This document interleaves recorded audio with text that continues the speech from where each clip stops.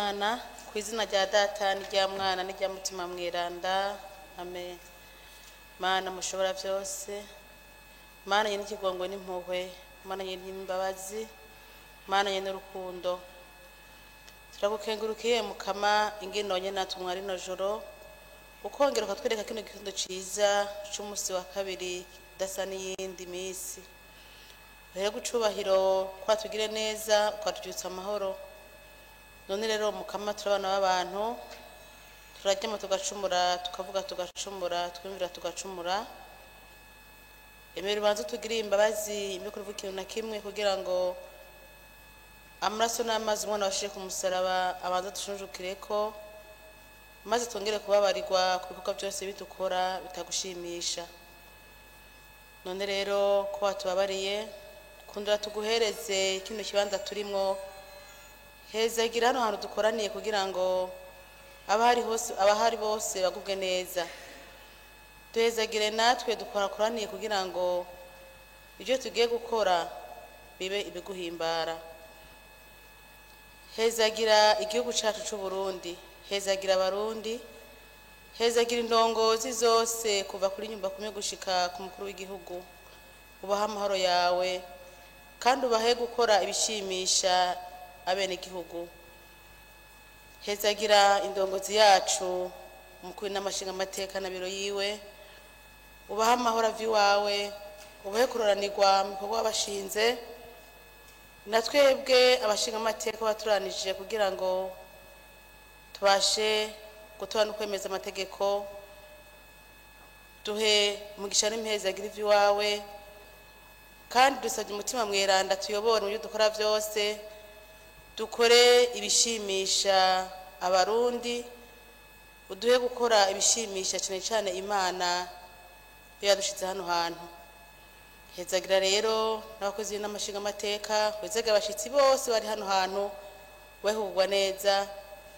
Uhezagire umushinga amateka mushasha umuvukanyi wacu yadutsangiye ibikorwa kugira ngo umutima mweranda muyobore mu byo agiye gukora, azakore biguhimbara. Urakoze kubitwemereye, kumeze kubana natwe mukamugusaba ntasarara kuko tuba tutanavuga wabonye ibyo dukeneye.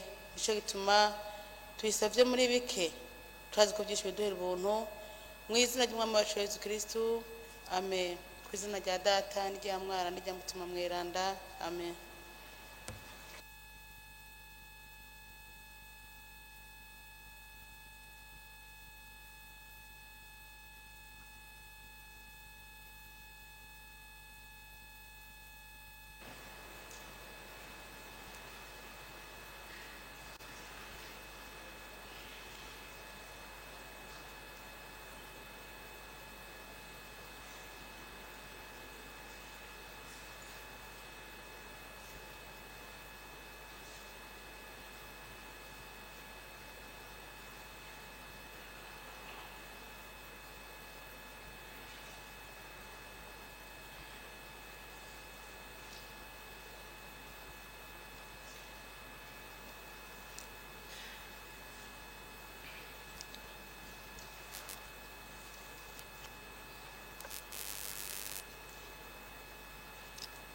Nyakubahwa kigera ca mbere cy'umukuru n'amashinga amateka,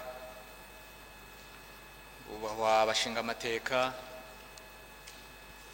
namwe bakoze mu n'amashinga amateka, tibagiye menyesha makuru n'abajije umutekano turi kumwe hano. Twongeye tubaramutse mwese mu izina ry'Uhoraho. Uno munsi dufise igikorwa kimwe ngo kiraza guherekezwa n'ikindi tuza kubamenyesha kitangazo. Ariko imbere yuko tuduga ku ijambo, reka tubanze dusabe nyakwa DL atubwire abashinga amateka bashashe hano. Murakoze nyiteka kumpa ijambo. Abanyakwa bashinga amateka bashashe muri kano kanya hano mu ngoro y'amakoraniro ni 95. Abafatiriwe n'andi mabanga babe bamenyesheje ni banyakwa bashinga amateka 7. Murakoze nyeniteka.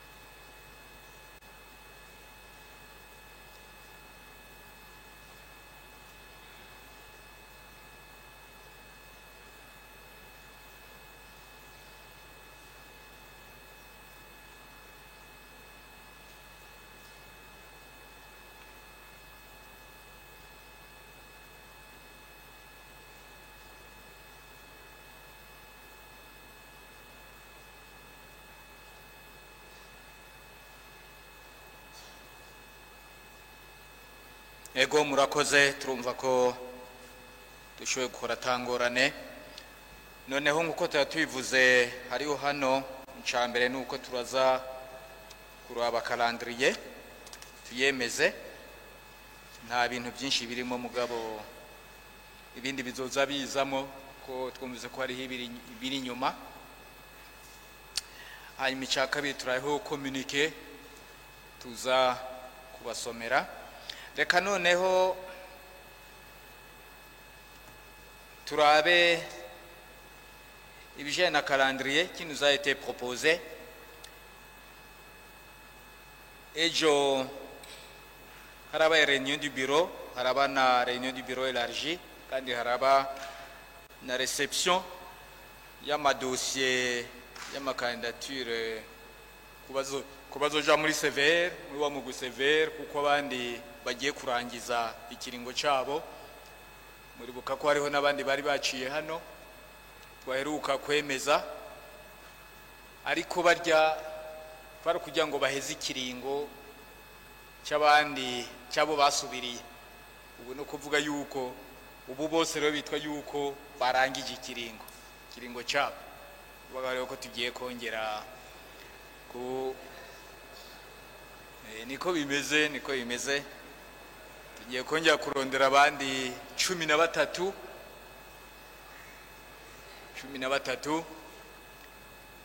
kandi n'ikindi kirimo nuko mwarumvise ko ubu muri severe hazoba harimwo ibikorwa bongeyemwo ibikorwa bijanye na Sentebe ibyo Sentebe itashoboye gukora murazi ko Sentebe yahiye ikiringo cyayo yarasezeye ubu rero ibikorwa byari bisigaye baciye babijana muri severe ubu no kuvuga rero yuko no kwitega ko mu minsi mikeyi cyane bazoturungikira projet de loi ya severe kugira ngo tuyamande kugira ngo twinjizemo ibyo bindi bikorwa bya twongere mission za severe rero ico cyari kimwe harabaye rero na réunion du bureau élargie ejo n'amatravaux en commission uno munsi hariho analyse d'adoption du projet de calendrier des activités de la session parlementaire ordinaire d'août 2022 pour la période du 29 août au 5 septembre 2022 hanyuma hariho réception des dossiers de candidature des membres de la severe suite barabandanya hanyuma nous travaux en commission mercredi le 31 donc demain travaux en commission réception à ma dossier abandanya bayakira hanyuma na travaux en commission rero jeudi le 1er septembre travaux en commission na ma dossier bazobanda bayakira yabashaka kuja muri severe muri wa murwi hanyuma hariho na travaux en commission vendredi le 2 hariho travaux en commission na ma dossier banda bayakira après midi sport hanyuma samedi le 3 septembre nibyari bisanzwe nitwa dusanzwe du programme ibintu bya samedi ariko murabona ko hari igikwa kidasanzwe nuko tuzakira hano une délégation des parlementaires belges bajeje ibintu bya colonisation bazoza rero hano tuzobaki hano muri n'amashinga amateka ariko kubakira si twese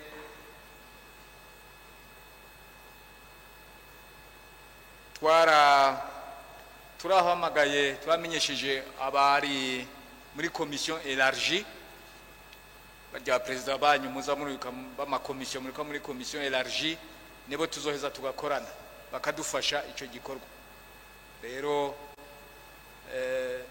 rushaka kuvuga ati ndaniga mu ijambo oya urumva niho bakiza natwe ndi turame icyo bifuza icyo ari cyo kuko bavuga ko babashinze ibintu bya colonisation mugabo bazobanza batubwire ibyo ari byo rero ntajye uvuga ko muniga ijambo kuko nyuma ibizobandanya muzoronka akanya kugira ngo koko mushobore kubabaza ibyo mwifuza hanyuma ibi rero tuzobitangura saa yine top bazoba bashize hano tuya dutangura abarongo ya makomisiyo rero le président de commission ntimuzotangwe cyangwa ngo mucerekwe muzohashike atan. Hanyuma lundi le 5 hariho réunion du bureau, travaux en commission, hanyuma na réception toujours des dossiers bamwe bashaka kuja muri bamwe wa sévère, hanyuma onzoro habe réunion du bureau élargi travaux en commission. Nkuko nenda bivuze rero ni projet calendrier mugabo hariho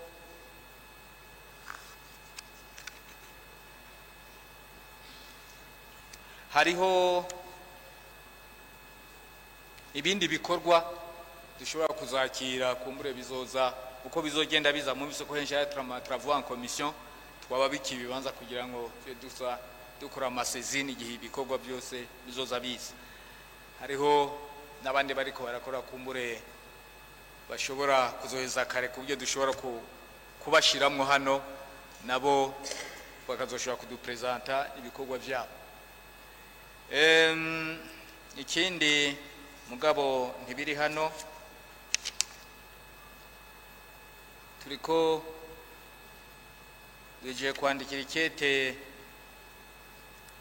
umushikiranganji wa mbere tumusaba abashikiranganji bazoza kugira ngo mugabo si ntibirimo hano kugira ngo bazoze muri question orale, bazora abashikiranganji babiri. Bure murumva ko ibikorwa bigiye kuzoboneka.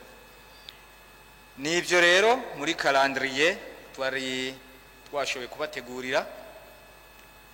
Nzi ko hari uwo ndabona hariho honorable Nadine Barampama. Murakoze nyiriteka ku ndonsi jambo. Ikibazo nagira nsabe ko mwogira ico mutubwiye kandi kukijanye na memorandum za bijya bihugu by'ama donc les groupes d'amitié, kuko benshi baguma babaza aho bigeze kubera turavye n'umwanya dusigaje canke duhejeje, nibaza ko tazoronka akanya ko gukora. Murakoze nyiriteka.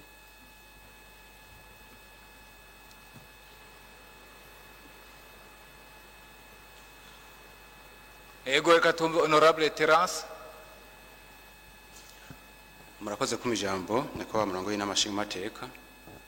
Jewe numvise yuko mwamwandikiye umushikanje wa mbere musaba abashiranganje boza ngaha. Njanibuka yuko maze kwibutsa yuko nanje nasabye ko mu ndondera umushiranganje w'indero maze kubyibutsa kabiri, ushize mwambwiye ngo turindire baheze les états généraux sur l'éducation. Sinzire ko muri aho azoza kugira ngo mbe ndikazanura canke numva igihe ndoshikirwa nanje. Murakoze. Ibyo byose na hato bari muri abo tuzomutumira vuba nta ngorane. Okay, icyo turagifise ku mutima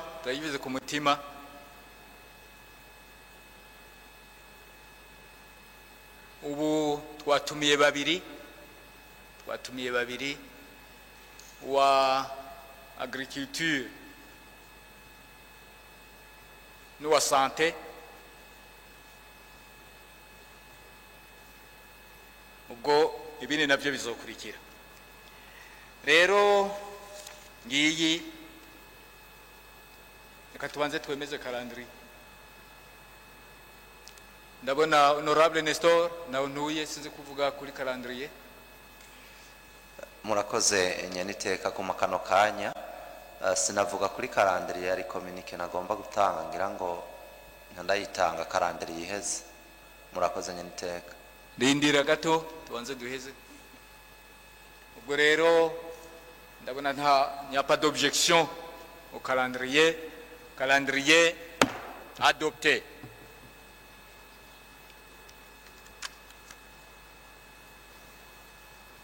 Reka rero ubwo tubanze twakire umushinga amateka mushasha honorable Anatole Kayobera.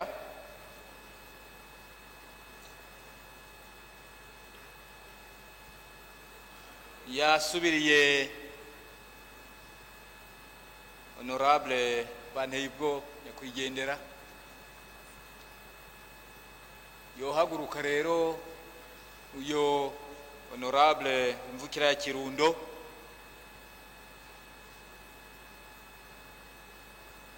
reka tumwakirize rero amashi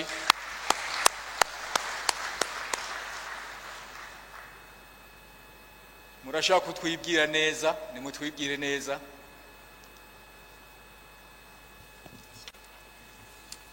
jewe nitwa Anatole Karorero aba mvuka mu ntara ya Kirundo komine Kirundo umutumba Rambo nkaba ndi ngaha kubw'umugambwe CNN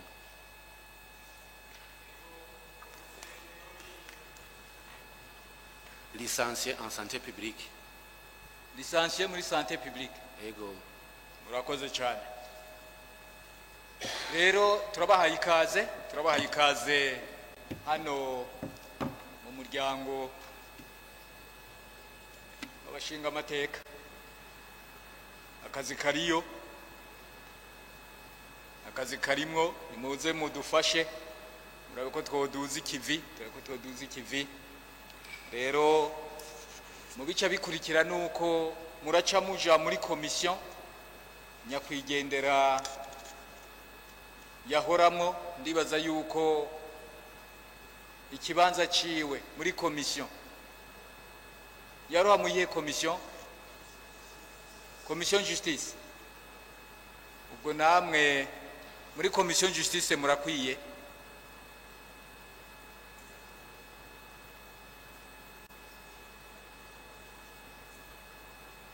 utwara komisiyo justice natubwiye muri komisiyo justice murakwiye murakoze cyane nyene iteka kumpa kano karyo muri komisiyo justice kuva nyakwigendera agenda ntidukwiye bibaza ko tunezerewe no kumwakira muri komisiyo y'iwacu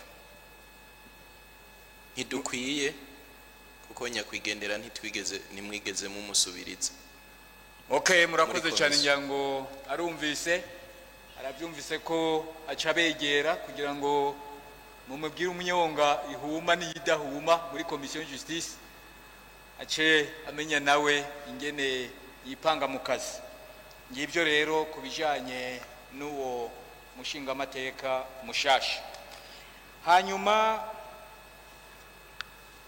hariho nkuko nari nababwiye hariho communique nashaka kugira ngo ndabasomere muratega amatwi cyane kandi ntimuze kumbaza ibibazo ni information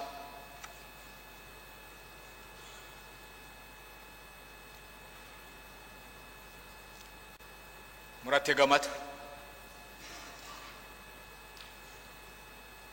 République du Burundi Gitega le 24 août 2022 le président numéro 100 bar PR bar 147 bar 2022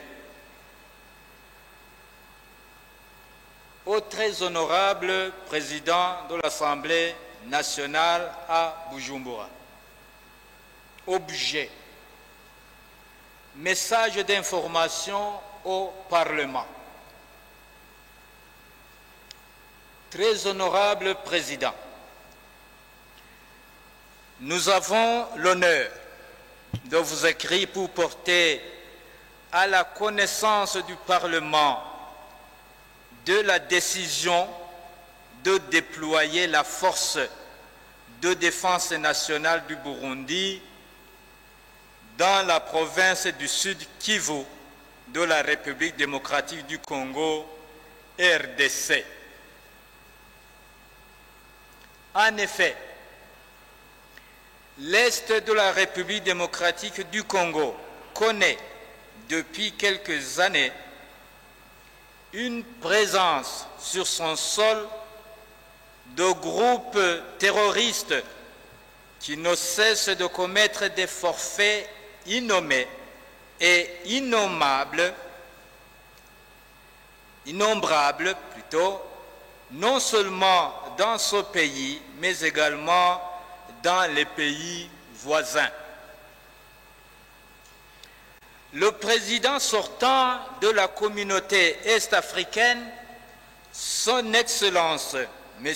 Uhuru Muigai Kenyatta, a pris l'initiative d'aider le gouvernement congolais à ramener la paix et la sécurité à l'est du pays pour que tous les pays de la région vivent dans la paix et la tranquillité en vue de planifier des travaux de développement de leurs peuples respectifs.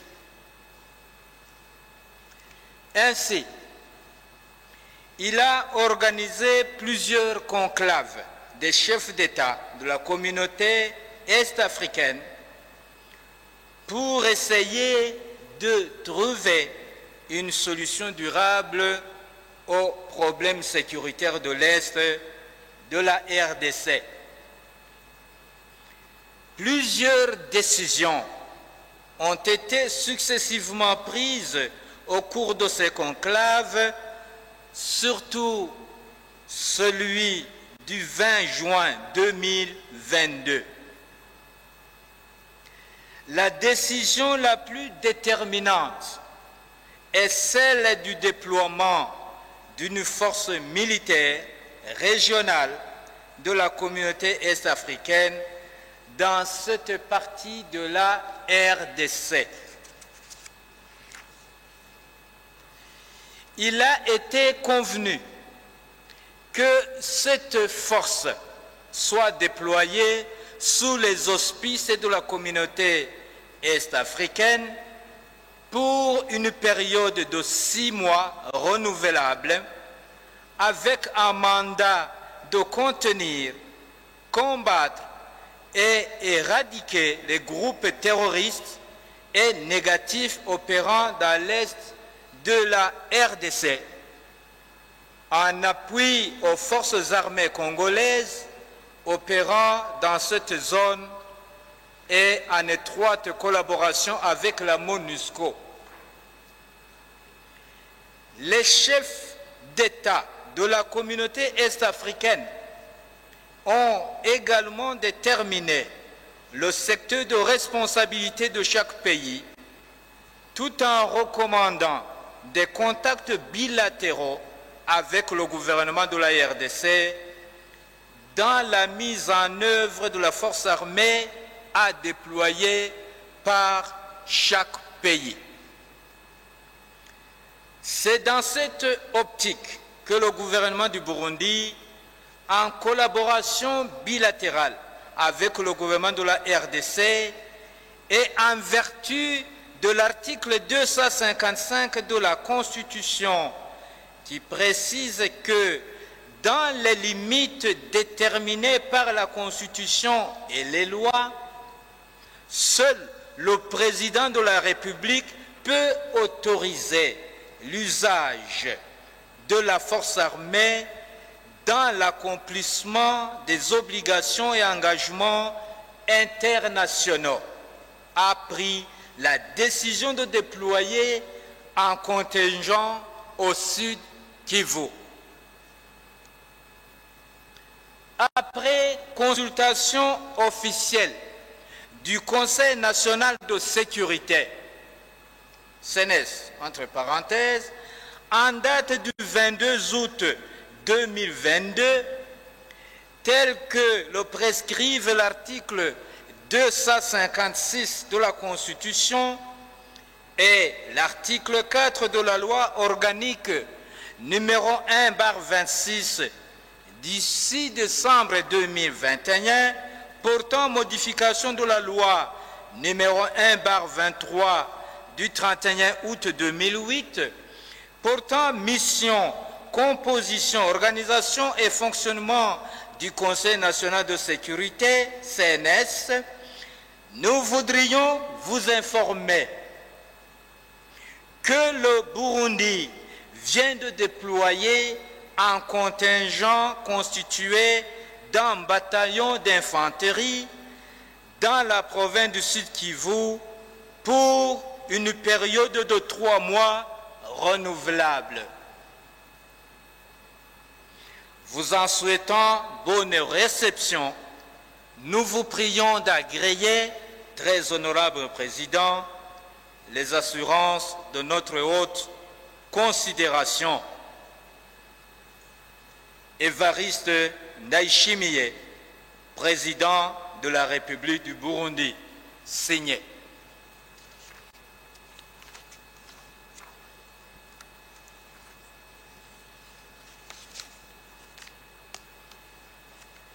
Icyo twasabwe tugiye kugikora, on nous informe.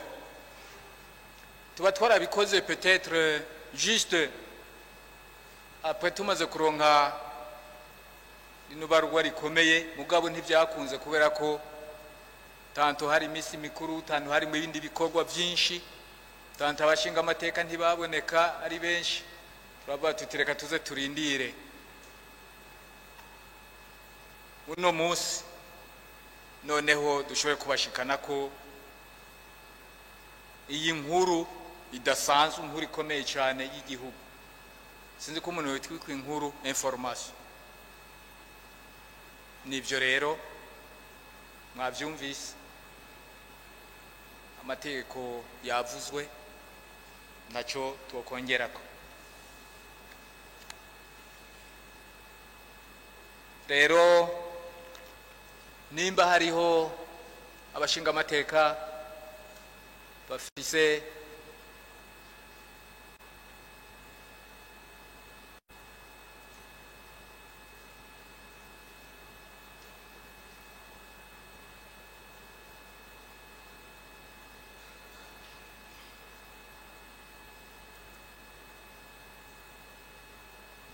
ariko gatoyi imbere kumbure yuko tuja kuri abo bashinga amateka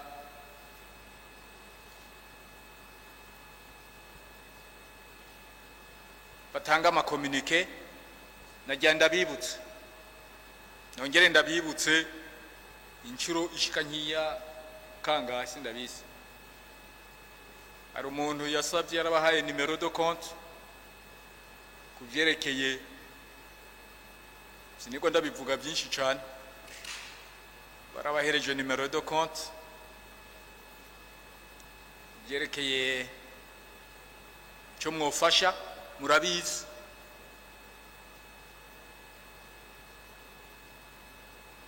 Sinzi impamvu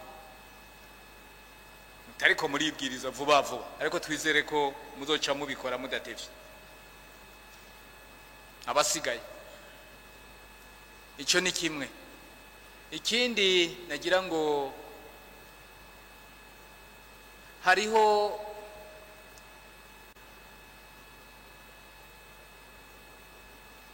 l'amendement ya traité yo muri EAC yaraciye hano, twarayemeje hano mu nama nshinga amateka, les amendements za traité. Ariko rero kumbure abari hano si bose kumbure bumva neza la différence iyo bavuze EAC na EALA.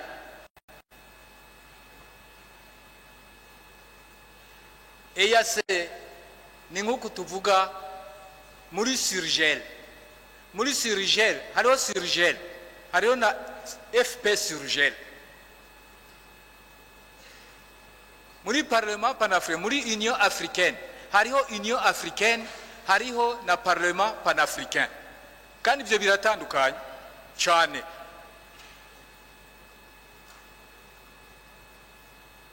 Nukuvuga ko hariho muri Union africaine ahanini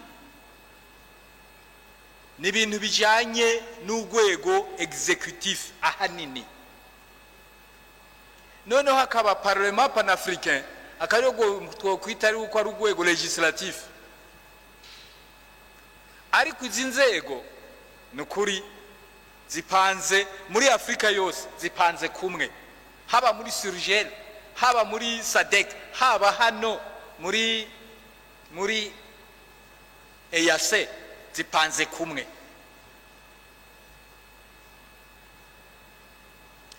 Abantu barasavye, nibuka nko muri Parlement panafricain, ati le Parlement panafricain aba ariyo ishobora kuza yemeza ibintu bijanye n'amategeko, kuko nico bajejwe. Hajya abanyuma bagena na contrôle de l'action yo muri Union africaine. Yewe gaye nubu ico kibazo cyarananiranye,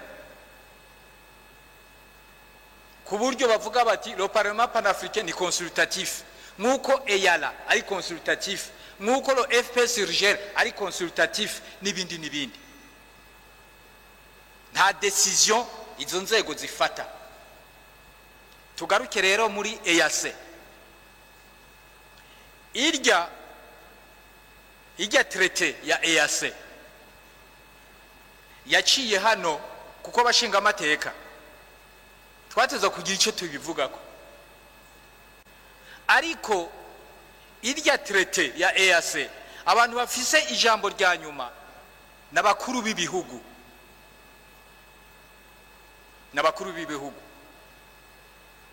buriya muri EALA ntibizojayo, irya traité ya EAC ntizojayo,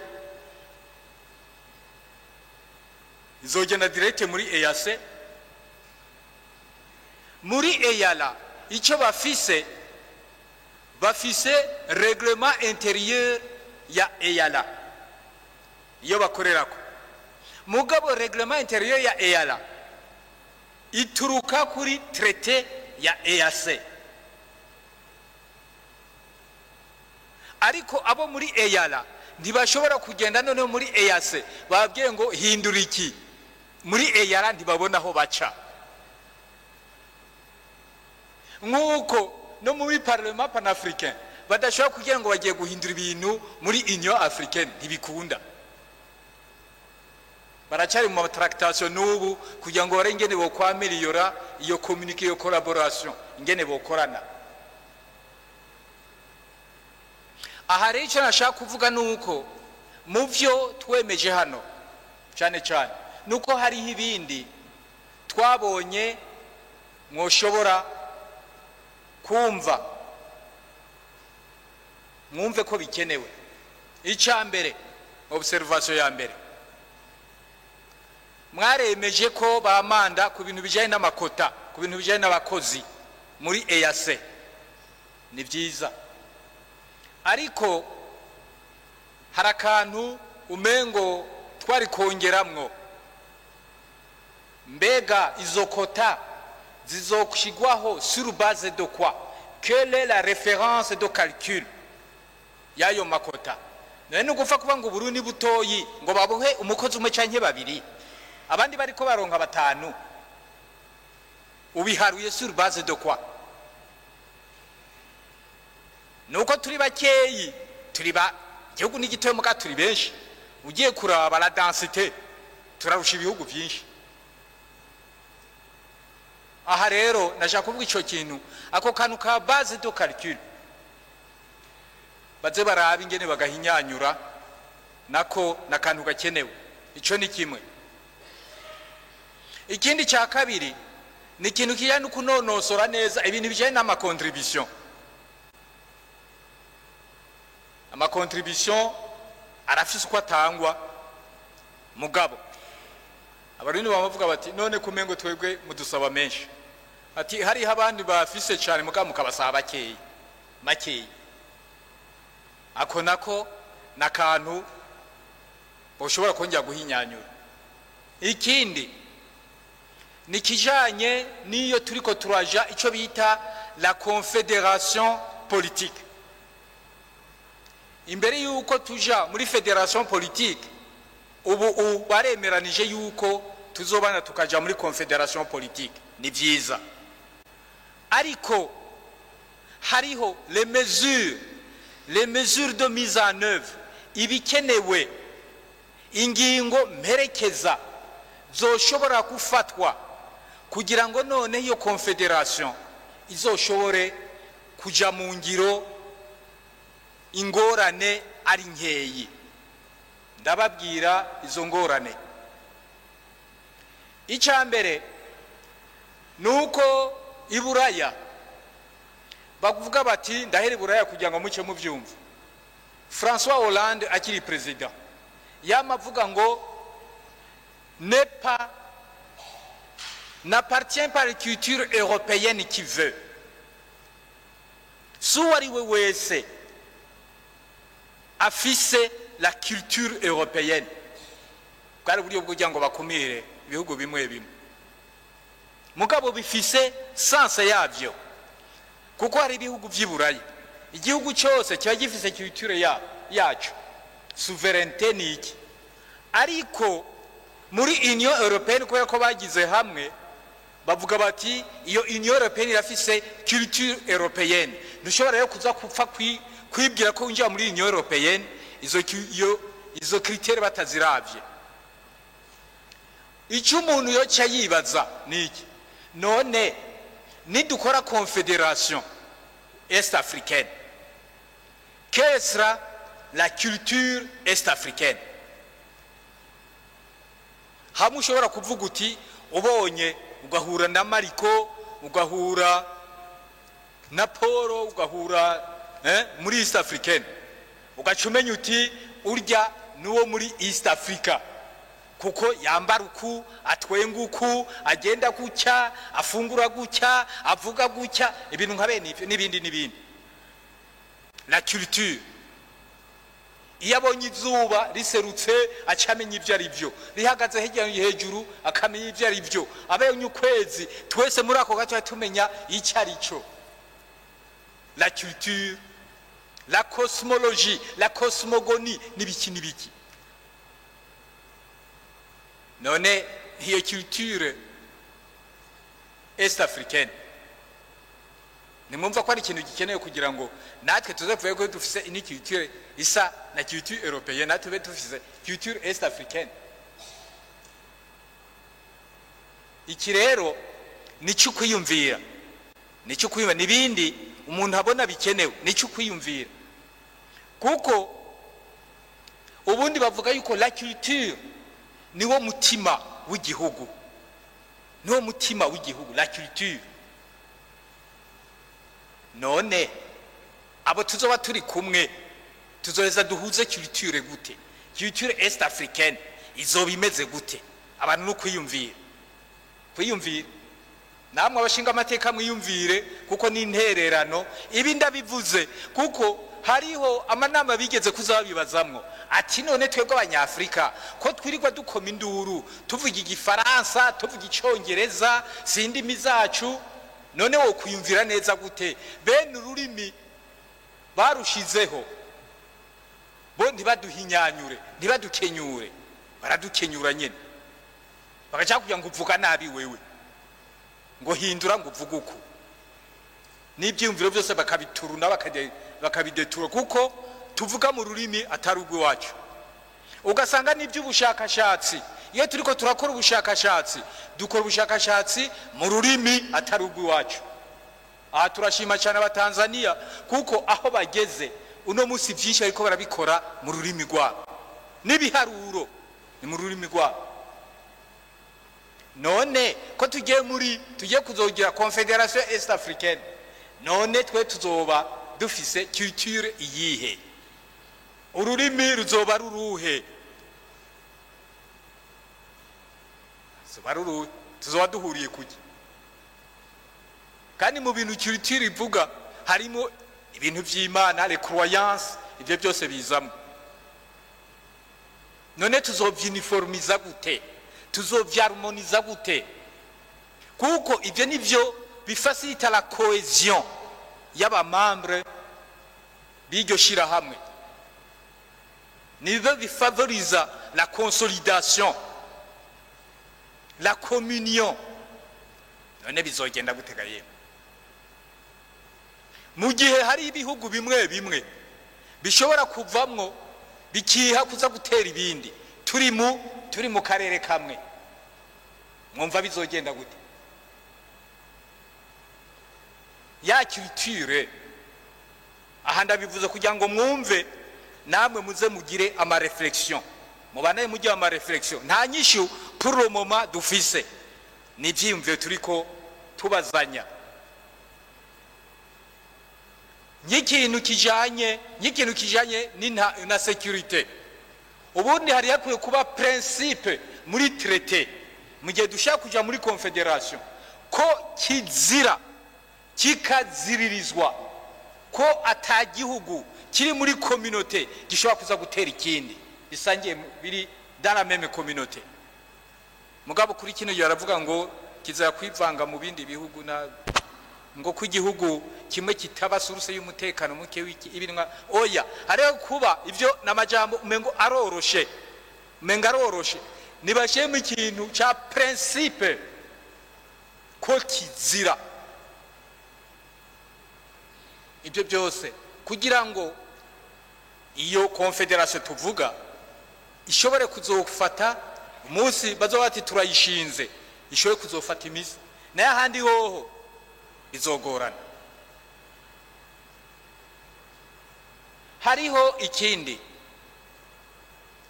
ibyo reka ndabirekeraho hari ikindi kijanye na rotation mwarabivuze muravyemeza ariko hari utundi tuntu muri rotation umengo umuntu yohinyanyura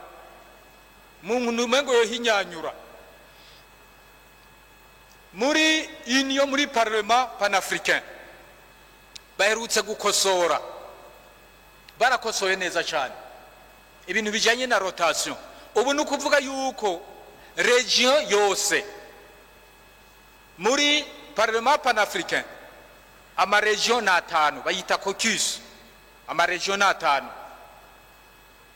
ibihugu bigenda bihurira muri ayo ma region centre, region nord, region ouest, region est, region nord ibintu nka bene ivyo twebwe turi muri region centre twebwe aha muri region sa muri parlement panafricain umengo twari nyibihugu bishika hafi entre 6 7 gutyo umeme jusqu'à 8 nitwari bakeyi rero ukubu byahindutse nuko bavuze bati kubera ko amarejo ari atanu region ivuyemo speaker nukuvuga president wa parlement panafricain ntashobora gutanga vice oya region yavuyemo president uyo ikica ku ruhande murumva ko hasigaye region zine izi region zine zishazitanga aba vice president hariho vice president wa mbere wa kabiri wa gatatu wa kane aba rero barabapanze urumva igihugu region yatanze umu president abandi izindi region zishazitanga aba vice bane kuko urumva ni region zine uko rero bigenda muri rotation uko igiriho kiza nuko nk'ubu hari umuzimbabwe niwe yarayatowe umuzimbabwe yavuye muri region austral bivuga biti prochainement ikiringo kiba giheze hazoca haza iyindi region iyihe irya yatanze premier vice president niyo automatiquement ibuzo kitanga mu gihe kizoza izo kitanga president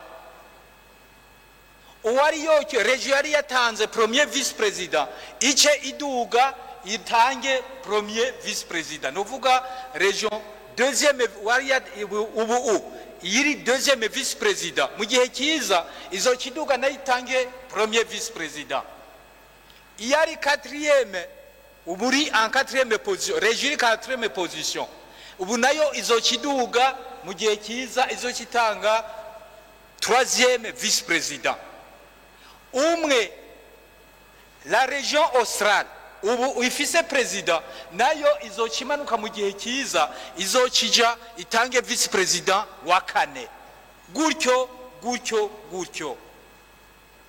ngiyo rotation kandi aho nta speculation nta kuza kunegosiya, nta kuza gukora amalobbying, nuko bimeze, c'est noir sur blanc. Ibyo ni ibintu bipanze neza.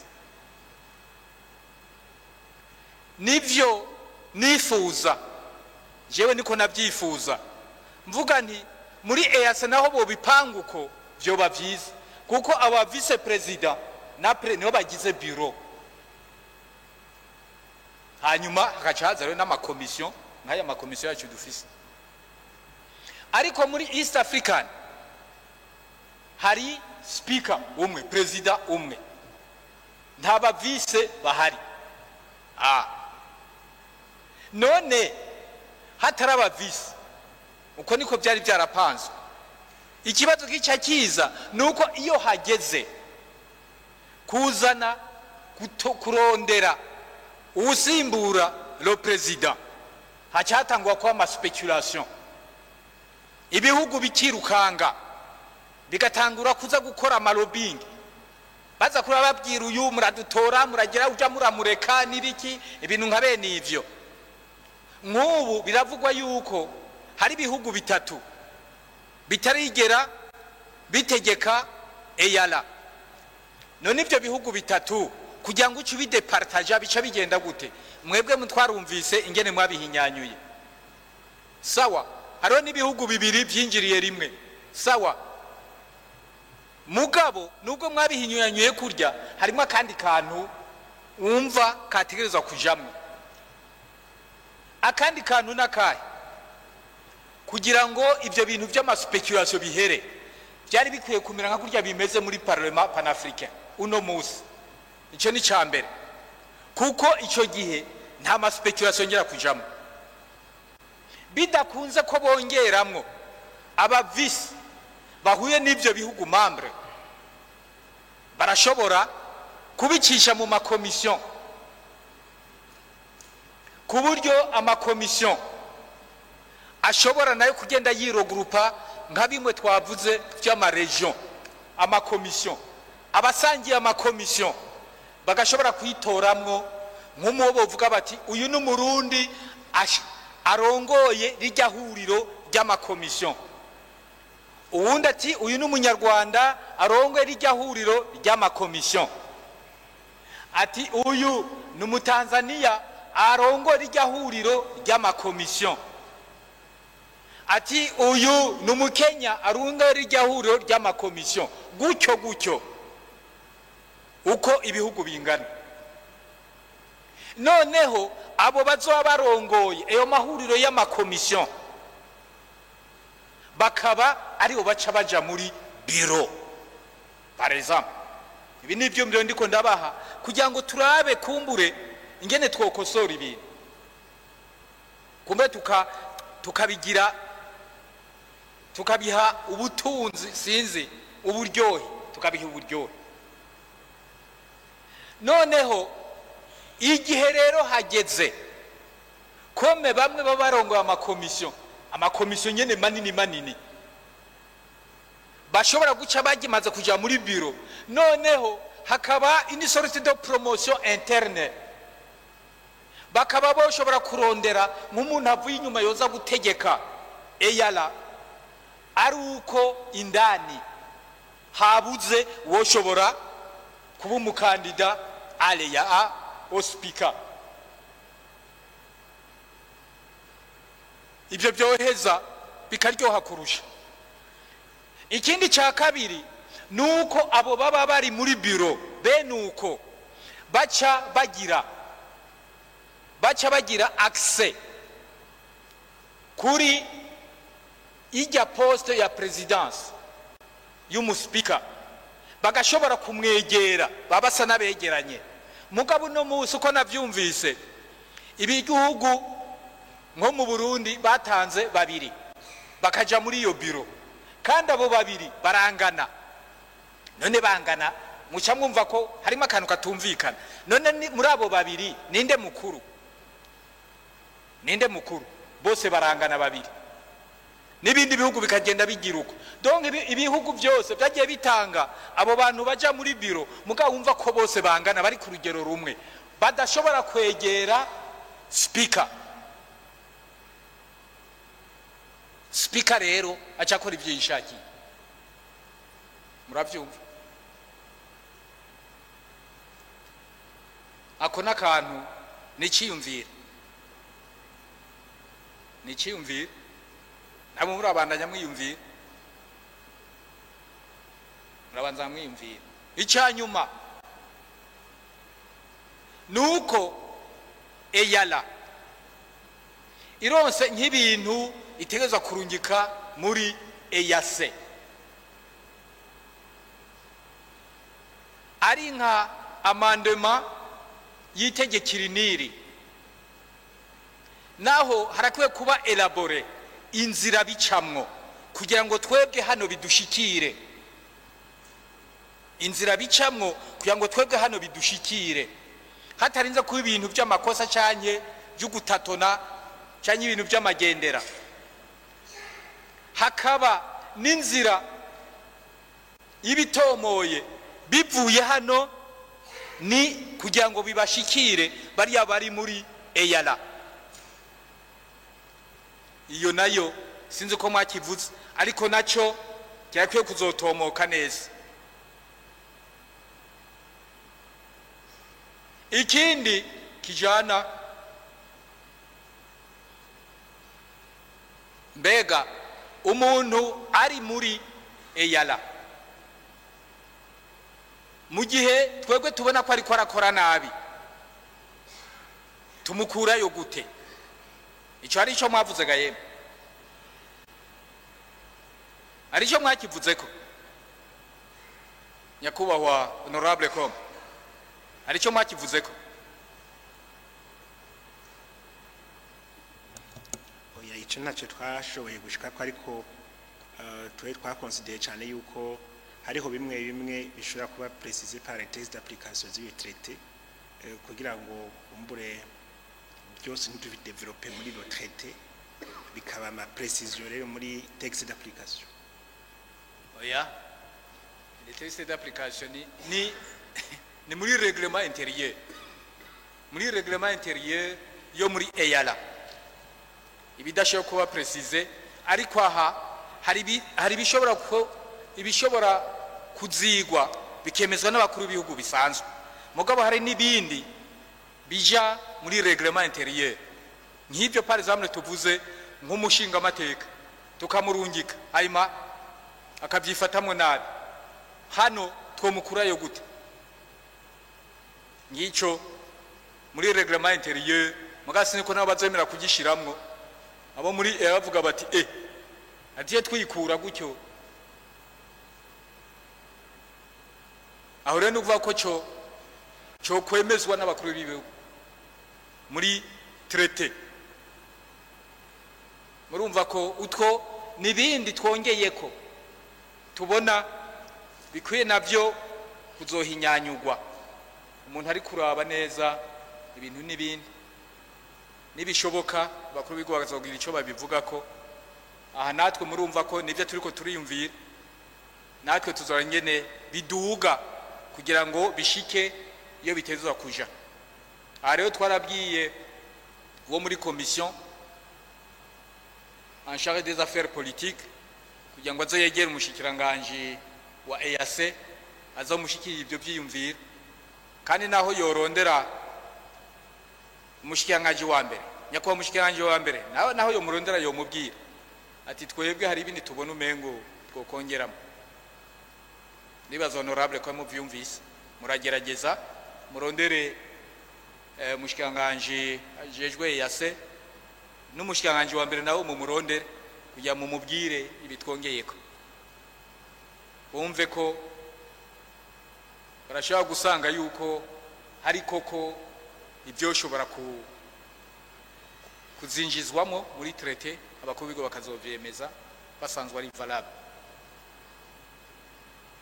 ariko mwumvise ko kibazo cya kirite ni kibazo gikomeye cyane ko kitwugururira inzira nyinshi reka noneho ndabona honorable Pamphile nahejeje ibyo nashaka kugira ngo babwire honorable Pamphile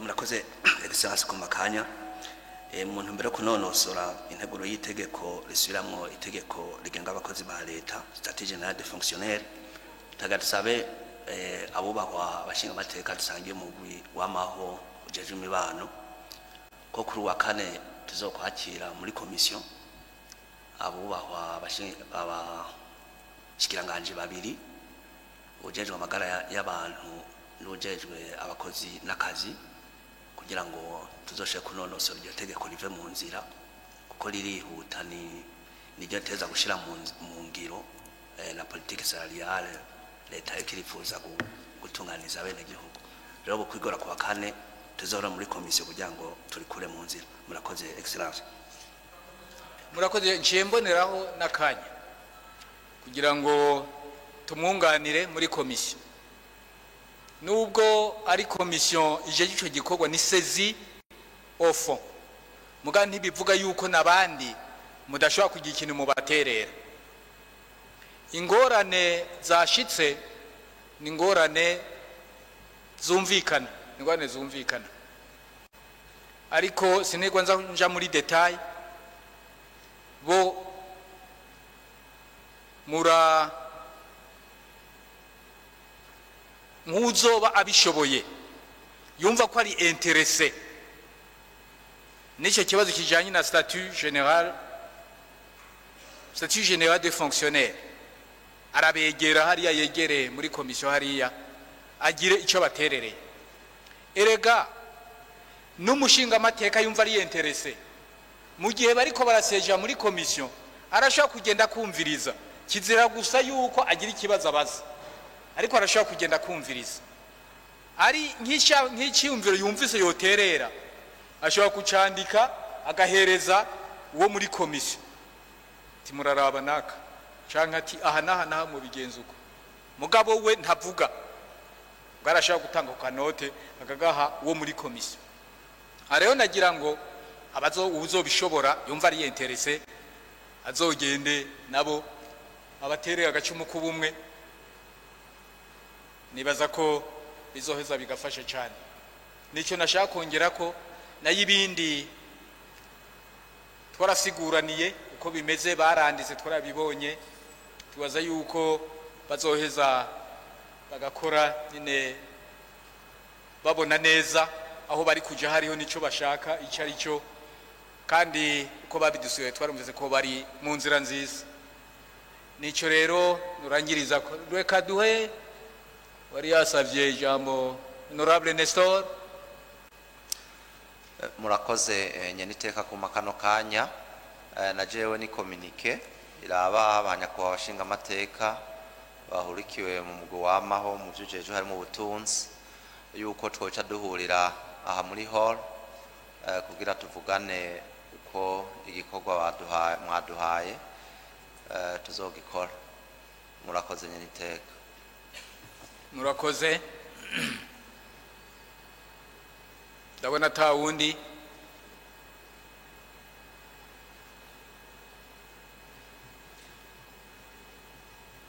murakoze rero kuri iki gikorwa turanguye muri kino gitondo ciza Imana yadutije mubandanye rero muroranirwa mu bindi bikorwa mugiye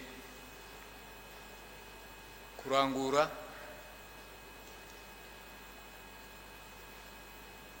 Murabona ko hakiri kare Imana rero ibananye baheze igikorwa by'uno munsi birarangiye.